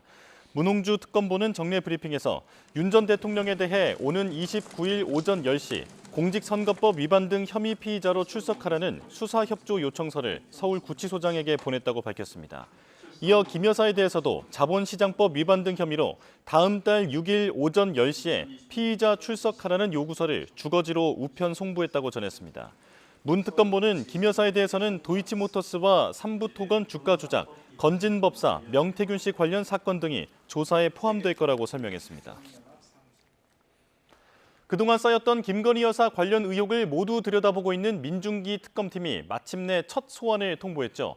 주가 조작부터 여러 청탁 의혹까지 산적한 혐의에 대해 어떻게 조사할지 김영수 기자가 짚어봤습니다. 도이치모터스 주가 조작은 공범 대부분이 대법원 판결까지 받았을 정도로 묵은 사건입니다. 김 여사는 검찰 단계에서 한 차례 무혐의 처분을 받았지만 재수사 과정에서 증권사 직원과 대화가 녹취로 발견되면서 급물살을 탔습니다. 자료를 넘겨받은 특검은 김 여사를 상대로 시세 조종을 인지했는지 집중적으로 캐물을 걸로 예상됩니다. 삼부토건 주가 조작 의혹은 특검 수사팀이 처음으로 피의자 신병을 확보하며 일부 성과를 냈습니다. 삼부토건 주가가 폭등할 때 우크라이나 재건과 관련해 윤 전 대통령을 포함한 정부 차원의 공개 일정이 잇따랐고 이종호 전 대표가 단체 대화방에 삼부 체크라고 언급했던 시기와 겹치는 만큼 김 여사가 관여했을 가능성이 있다고 특검은 의심하고 있습니다. 건진법사를 고리로 한 통일교측의 청탁 의혹 역시 김 여사의 핵심 혐의 가운데 하나입니다. 고가의 목걸이와 명품 가방의 소재를 추적하는 과정에서 일부 품목이 김 여사 측근을 통해 교환된 정황까지 포착됐습니다. 청탁 대상이 국정이나 정부 정책과 관련된 사안이라 폭발력이 클 수밖에 없습니다. 정치 브로커 명태균 씨를 고리로 한 공천 개입 의혹은 이미 검찰 단계에서 수차례 소환을 통보했던 사건입니다. 앞서 공개됐던 윤 전 대통령 부부의 녹취 등 지금까지 확보한 증거를 토대로 특검은 김 여사가 국민의힘 공천에 부당하게 영향력을 행사했는지 추궁할 걸로 보입니다. YTN 김영수입니다. 김건희 여사 관련 의혹의 핵심 인물로 꼽히는 이종호 전 블랙펄 인베스트먼트 대표가 특검 조사를 받았습니다. 특검은 이른바 집사 게이트와 관련된 기업인도 소환하는 등 김 여사 소환을 앞두고 증거 수집에 고삐를 조이고 있습니다. 이준엽 기자가 보도합니다. 특검이 도이치모터스 주가 조작 당시 김건희 여사의 계좌를 관리한 것으로 알려진 이종호 전 블랙펄 인베스트먼트 대표를 처음으로 소환했습니다. 이 전 대표는 도이치 사건뿐 아니라 멋쟁 해병 단체 대화방에서 삼부 체크라는 메시지를 남기며 삼부토건 주가 조작 의혹과 임성근 해병대 1사단장, 조병로 경무관 구명로비 의혹 등에도 이름을 올린 인물입니다. 소명 어떤 거 하셨는지만 한 말씀 부탁드리겠습니다. 대표님 내일도 조사받으러 나오시나요? 적힌 거에 대해서 알리바이는 다시 하신 거. 대표님 8,100만 원 받으신 거 이종필 씨한테 인정하시나요? 특검은 김 여사의 최측근으로 알려진 이 전 대표가 이들 사건에서 김 여사로 이어지는 연결고리 역할을 했는지 입증하는 데 주력하고 있습니다. 주가 조작 공범으로부터 재판 로비를 명분으로 8,100만 원을 받았다는 변호사법 위반 혐의뿐 아니라 다른 의혹들에 대해서도 살펴보겠다며 연이틀 소환을 예고했습니다. 변호사법 위반 사건과 관련하여 오늘 10시부터 피의자 이종호에 대하여 조사하고 있으며 특검은 건진법사 게이트와 관련해서는 기획재정부와 수출입은행 등을 압수수색하고 집사 게이트와 관련해서는 류금선 카카오모빌리티 대표를 소환하는 등 김 여사 소환 통보에 발맞춰 수사에 속도를 내는 모양새입니다. 또 공천 개입 의혹 관련 명태균 씨 등 주요 피의자에 대한 소환도 조율하고 있습니다. YTN 이준엽입니다. 김건희 여사 특별검사팀은 오늘도 집사 게이트에 연루된 기업 관계자들을 소환합니다. 특검은 오늘 오전 10시 집사 김예성 씨 차명 회사로 의심받는 이노베스트 코리아 전 대표 윤재현 씨를 불러 조사할 예정입니다. 이노베스트 코리아는 집사 김 씨가 설립에 참여한 IMS 모빌리티가 재작년 카카오 모빌리티 등으로부터 180억 원대 투자를 받은 이후 46억 원어치 지분을 매각한 것으로 알려졌습니다. 들으신 것처럼 김건희 특검팀이 윤석열 전 대통령 부부에게 출석해 조사받으라고 통보했습니다. 김 여사를 향한 특검의 전방위 수사가 속도를 내고 있는데요. 임주혜 변호사와 자세히 짚어보겠습니다. 어서 오십시오. 네, 안녕하세요. 네, 자 마침내 김 여사를 소환하게 됐는데 지금 시기는 어떻게 보십니까? 소환이 결국 통보가 되었습니다. 사실상 대면 조사라고 한다면요. 다른 증거 조사들이 좀 다 어느 정도 끝나고 마무리가 되고 또 관련자들에 대한 소환 조사가 진행되고 난 후에 최종적으로 수사가 진행되는 것도 가능합니다.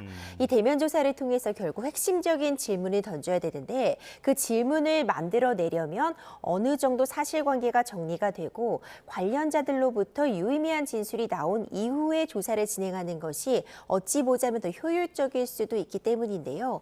이제 그런 부분들을 감자만 김건희 여사 특검 측에서는 이제 준비가 되었다라는 어떤 그런 의지로 읽혀집니다. 관련자들에 대해서 순차적으로 지금 조사가 진행이 되고 있고요. 여러 곳에 대해서 압수수색이 단행되면서 유의미한 물증을 확보했기 때문에 어느 정도 기간, 한 2주 정도가 남아 있는데 이 정도 기간을 두고 조금 더 사실관계를 다듬고 마무리한 이후에 최종적으로 대면 조사를 진행하겠다 이런 입장으로 읽혀집니다. 물론 단 한 차례의 소환 조사로 끝나지는 않으리라고 봅니다. 추가로 여러 가지 혐의점들을 다루고 있기 때문에 2차, 3차 소환 통보는 있을 수 있어 보이고요. 아직 기간이 남아있기 때문에 사실상 김건희 여사 측에도 충분히 준비할 시간을 주는 한편 다른 이유, 건강상의 이유라던가 다른 일정 조율이 필요하다는 그런 이유를 들어서 불출석하는 것을 사전에 차단하기 위해 좀 충분한 기간을 두고 소환 통보를 하는 것이 아닌가 예측이 됩니다. 예, 말씀해 주신 대로 보름 뒤에 소환을 지금 통보한 상황인데 만약에 김 여사가 이 출석에 불응하게 된다면 이렇게 충분히 여유를 줬는데도 불응했다라고 하는 점에서 책임을 더 물을 수 있는 겁니까? 그런 부분들도 가능해 보입니다. 만약 우리가 약속을 잡는다고 해도 내일 당장 만나자라고 하면 다른 일정이 있다는 그런 이야기를 할 가능성도 높아지고 상대방도 이를 받아들일 수 있겠지만 굉장히 좀 많은 기간을 두고 약속을 잡았는데 이것을 어긴다면은 비난의 정도가 더 높아질 수 있겠죠. 예. 이 소환 통보에서도 같은 공식이 적용될 수는 있습니다. 하지만 단 한 차례 불응했다고 해서 바로 강제적인 조치로 나아가기는 좀 어려움이 있을 수는 있겠지만 적어도 이 정도 기간을 둔 건 특검 측도 충분한 시간을 통해서 이 소환 조사에 대한 준비를 하겠다라는 이야기로도 읽히고요. 역으로 얘기를 하자면 김건희 여사 측에도 충분한 준비 기간을 줬기 때문에 이번에도 불응하게 된다면 강제적인 조치로 나아갈 확률이 매우 높다라는 부분도 충분히 읽힐 수 있습니다.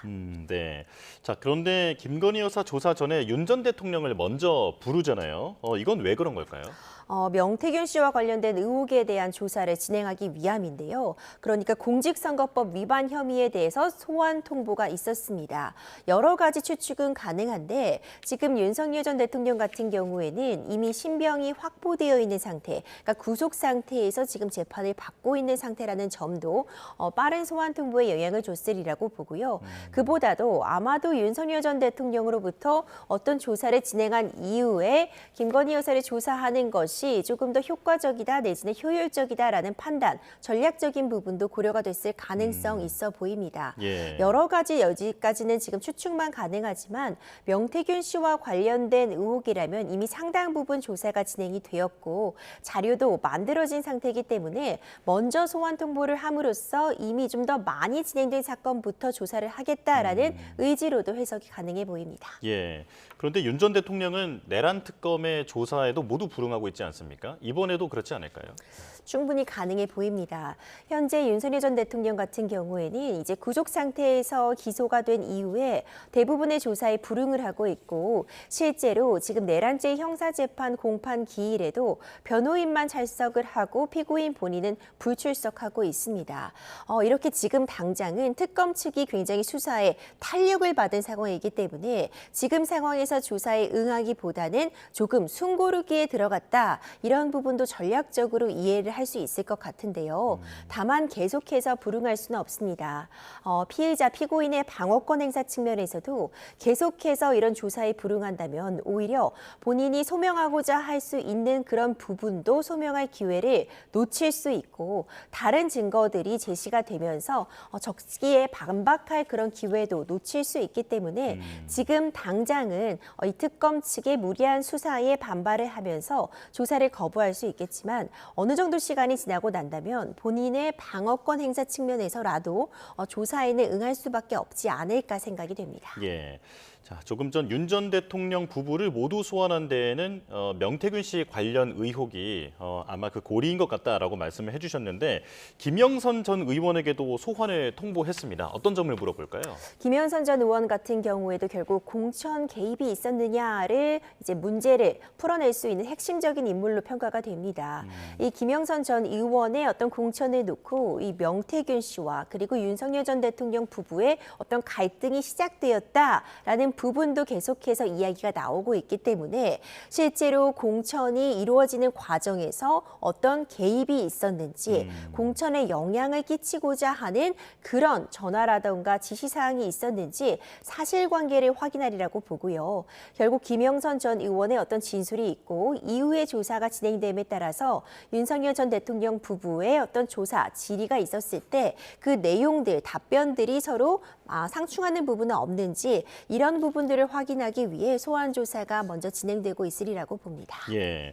자, 그리고 이종호 전 블랙펄 인베스트먼트 대표가 특검 조사를 받았는데 이 인물은 도이치 그리고 삼부, 구명로비 모두 핵심적인 인물 아닙니까?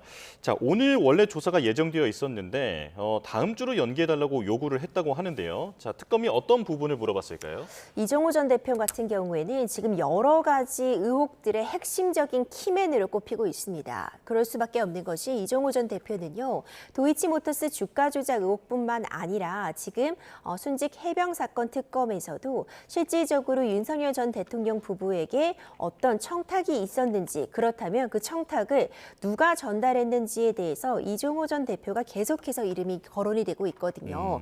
실질적으로 어떤 영향력을 행사하려고 할 때 이런 부분들을 윤석열 전 대통령 부부에게 전달해줘야 되는 그런 인물이 분명히 필요할 텐데 지금 특검 측에서는 이종호 전 대표가 이런 전달자의 역할을 했을 것이라고 보고 있는 것 같습니다. 네. 어제 소환이 있었는데 지금 특검 측의 주장에 따르면 이 전 대표가 5시 반까지는 이제 이 조사를 맞춰야 된다고 일방적으로 주장을 해서 내일 다시 오라고 소환을 통보했는데 이제 이마저도 이종호 전 대표 같은 경우에는 변호인 입회하에 다시 조사를 받겠다고 하면서 다음 주로 연기 신청을 해둔 상황이거든요.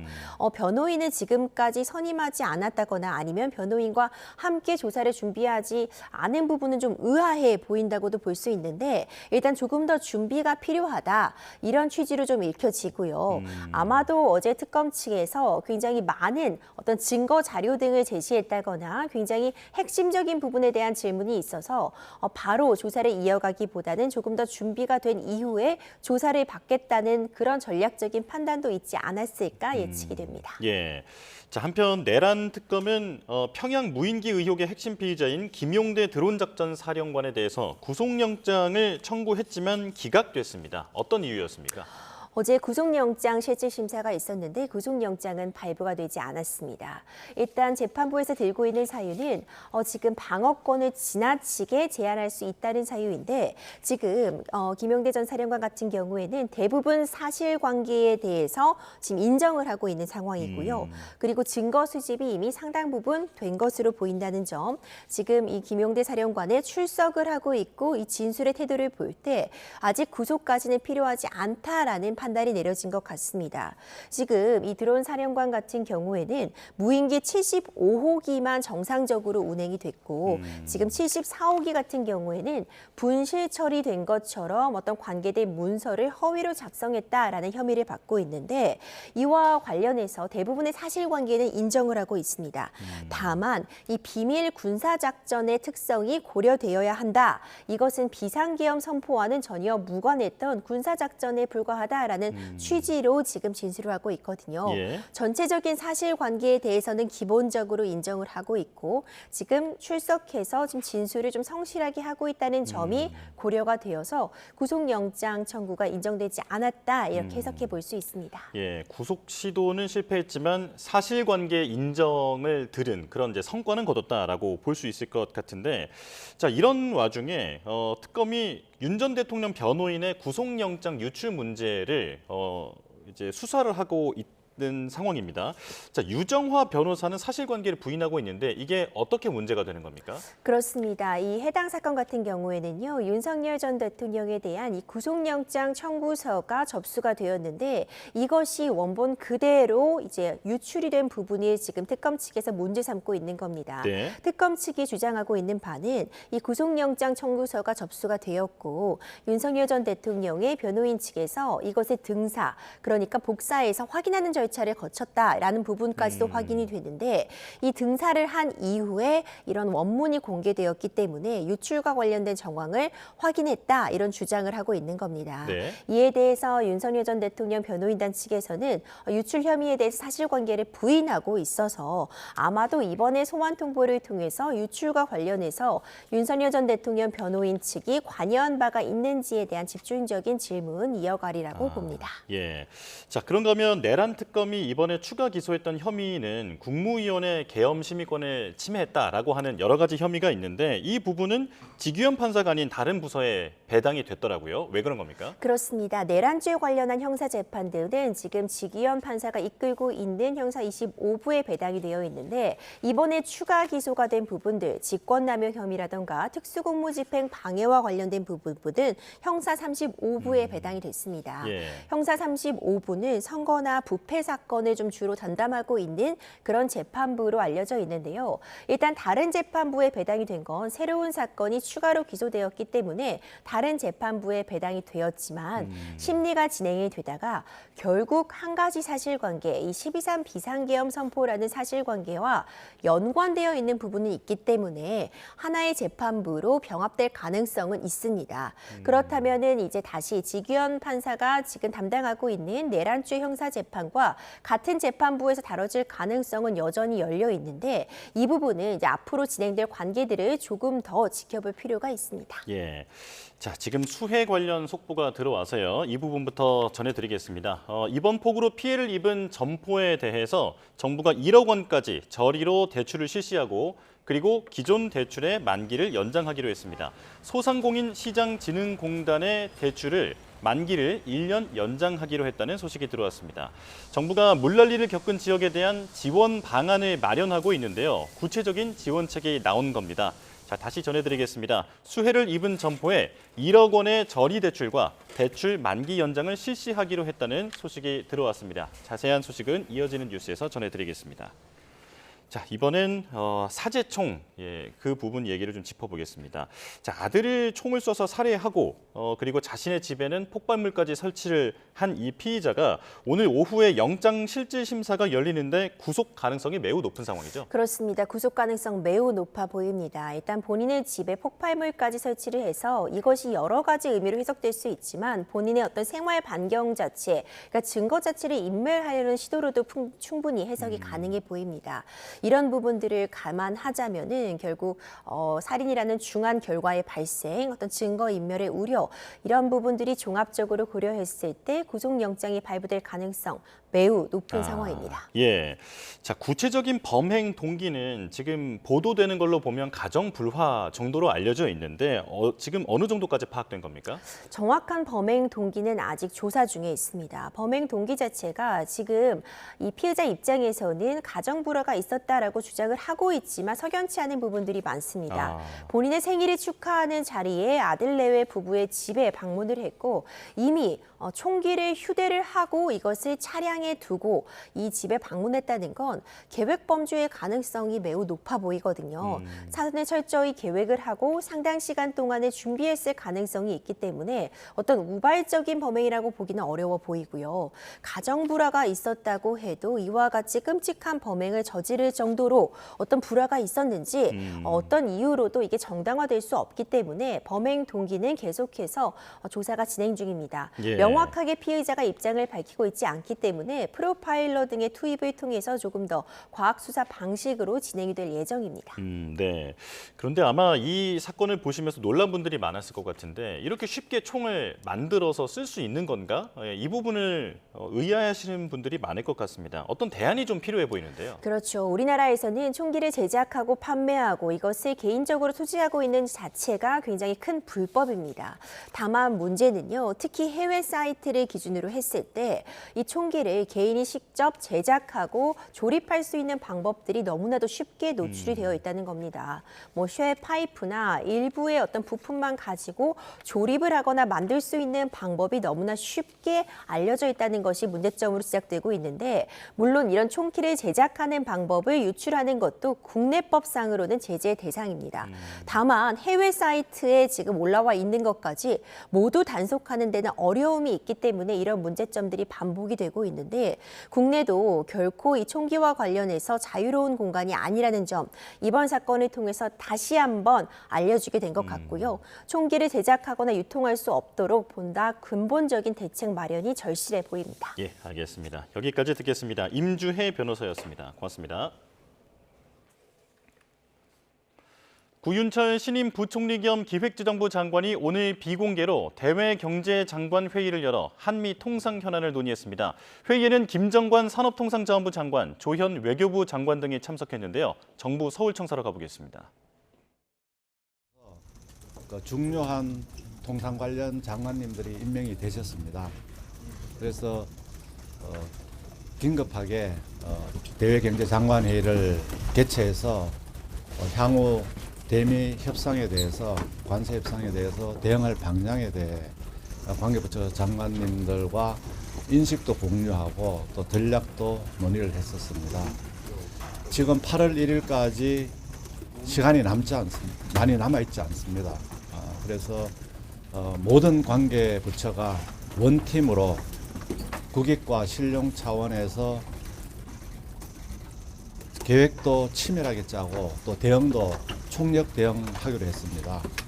그래서 지금 저와 통상교섭본부장이 미국의 재무장관 또 미국의 USTR 해서 2+2로 25일 날 회의를 하는 걸로 확정이 되었습니다. 그리고 또 외교부 장관님이나 산업통상자원부 장관님도 각각의 카운터파트와 회의를 하기 위해서 지금 아마 빠르면 이번 주 해서 최대한 빨리 미국으로 가서 또 미국도 설득하고 이렇게 할 계획으로 했습니다. 그 날짜는 아마 산업부나 외교부에서 지금 진행 중인 걸로 이렇게 알고 있습니다. 이상으로 말씀을 마치겠습니다. 자세한 그 논의 내용에 대해서는 저희들 전략이기 때문에 말씀 못 드린 점을 양해해 주시기 바랍니다. 장관님 오늘 회의에서 어떤 내용 논의하셨는지? 그렇죠. 그 부분에 대해서는 네, 구윤철 신임 기재부 장관의 발언 듣고 왔는데요. 통상 관련 장관이 임명된 만큼 긴급히 회의를 개최했다면서 8월 1일까지 시간이 얼마 없다. 원팀으로 치밀하게 대응하겠다라고 밝혔습니다. 자, 그리고 미국에서 재무장관과 미국 무역대표부가 협상을 요청해 왔다고 하는데요. 자세한 내용은 전략이기 때문에 추가적으로 말씀드리기 어렵다라고 양해를 구했습니다. 추가 소식은 들어오는 대로 전해드리겠습니다. 자, 그리고 코스피 소식도 알아보겠습니다. 어제보다 0.02% 내린 3,210.12포인트로 하락 출발했습니다. 그리고 코스닥은 어제보다 0.64포인트, 0.08% 오른 822.33으로 상승 출발했습니다. 환율도 보겠습니다. 원달러 환율은 전장보다 5.2원 내린 1,384원에 3원에 개장했습니다. 경제 소식도 들어오는 대로 전해드리겠습니다. 자, 그리고 속보가 들어왔습니다. 경찰이 오산 옹벽 붕괴 사고와 관련돼서 압수수색에 착수했다라는 소식이 들어왔습니다. 지금 오산이 폭우 이후에 고가도로에 있는 옹벽이 붕괴하면서 한 명이 숨진 사고가 있었는데요. 이 부분에 대한 압수수색이 이루어지고 있다라는 소식이 들어왔습니다. 자, 오산시 가장동 소재 고가도로 옹벽이 갑자기 무너지면서 시민 한 명이 숨진 일이 있었는데 이 부분에 대해서 경찰이 압수수색 영장을 집행하고 있다라는 소식을 전해드렸습니다. 자, 추가 소식도 들어오는 대로 전해드리겠습니다. 민생회복 소비 쿠폰 신청자가 몰리면서 일부 카드사와 지역화폐 서버의 접속이 원활하지 않았습니다. 신청 기간이 8주가량 되는 만큼 안내 문자로 속여 개인정보를 빼내려는 스미싱 범죄에도 계속 주의가 필요합니다. 손효정 기자입니다. 서울의 한 시중은행 영업점. 민생회복 소비 쿠폰 신청을 문의하는 발걸음이 영업 마감 시간까지 이어졌습니다. 지급 시기나 그런 상품권 종류 그런 몇 가지 종류가 있는지 그런 부분이 많이 좀 궁금하더라고요. 제일 생동감이 있고 제일 빠르죠. 이날 하루 창구를 찾은 고객 3명 가운데 2명은 소비 쿠폰을 신청하러 온 시민이었습니다. 온라인 절차가 낯선 고령층 고객이 오전부터 몰렸는데 요일제가 적용되는 줄 모르고 방문했다가 발길을 돌린 경우도 많았습니다. 어르신들 위주로 해서 내장 고객이 많으셨다고 하거든요. 오전에 보통 문 열자마자 많이 오셨다고 해서. 신청자가 한꺼번에 몰리면서 일부 카드사 서버가 먹통이 되기도 했습니다. 신한카드는 애플리케이션과 홈페이지 모두 접속 장애가 나타났고 접속자가 많아 일부 서비스가 원활하지 않을 수 있다고 안내하는 카드사도 있었습니다. 지역화폐 사이트 역시 2-3시간 넘게 대기해야 접속할 수 있었습니다. 이런 가운데 소비 쿠폰 문자로 속여 인터넷 링크를 통해 개인 정보를 빼내려는 스미싱 주의보가 다시 한번 내려졌습니다. 금융당국이 정부와 금융회사 공식 안내 문자에 링크를 첨부하지 말라고 지도했지만 일부 구청 안내 문자에 URL이 포함된 경우도 있었습니다. 해당 구청은 일반적인 공지처럼 상세한 안내를 위해 구청 홈페이지 주소를 첨부했는데 다음 안내 문자인 삭제하겠다고 밝혔습니다. YTN 손효정입니다. 민생회복 소비 쿠폰 1차 신청 첫날인 어제 신청자는 700만 명에 육박했습니다. 행정안전부는 어제 자정 기준으로 전체 대상자의 13.8%인 698만 명이 신청을 마쳤다고 밝혔습니다. 지급액은 모두 1조 2,722억 원으로 신청 다음 날 지급됩니다. 지역별로는 경기가 188만 9,412명으로 가장 많았고 서울과 인천, 경남 등이 뒤를 이었습니다. 신청자 대부분은 카드로 소비 쿠폰을 받겠다고 신청했습니다. 신용카드나 체크카드가 535만 명으로 77%에 달했고 지역 사랑 상품권도 모바일이나 카드로 받은 신청자가 100만 명에 육박했습니다. 행안부는 과거 국민지원금보다 첫날 신청자 수가 40% 늘었다며 국민의 큰 기대감과 적극적인 홍보 효과로 분석했습니다. 오늘은 1년 중 가장 덥다는 절기 대서입니다. 지난 밤사이 수도권과 해안가 곳곳에서 열대야가 나타난 데 이어 한낮에도 절기가 이름값을 하겠는데요. 오늘 폭염주의보가 내려진 서울은 한낮에 31도까지 오르겠고요. 폭염경보인 안성과 세종, 강릉은 34도까지 크게 치솟겠습니다. 더위 속 강한 소나기에도 대비하셔야겠습니다.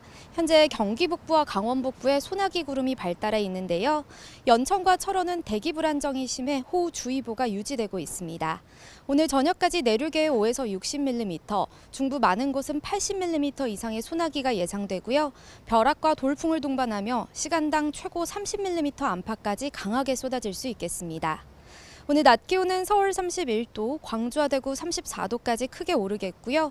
소나기까지 가세하면서 더 후텁지근하게 느껴지겠습니다. 내일과 모레는 동쪽 지방을 중심으로 소나기 예보가 들어있고요. 남은 한 주간 고온다습한 남서풍이 지속적으로 불어들면서 폭염의 기세는 더 강해질 전망입니다. 요즘 같은 날씨에는 기온도 기온이지만 습도가 높아서 더 지치기 쉽습니다. 온열 질환과 식중독 위험이 커지니까요. 개인 위생 관리와 여름철 건강 관리에 더욱 신경 써주시기 바랍니다. 지금까지 YTN 원희다입니다. 네, 뉴스 파일 순서 마칩니다. 내일 다시 뵙겠습니다. 고맙습니다.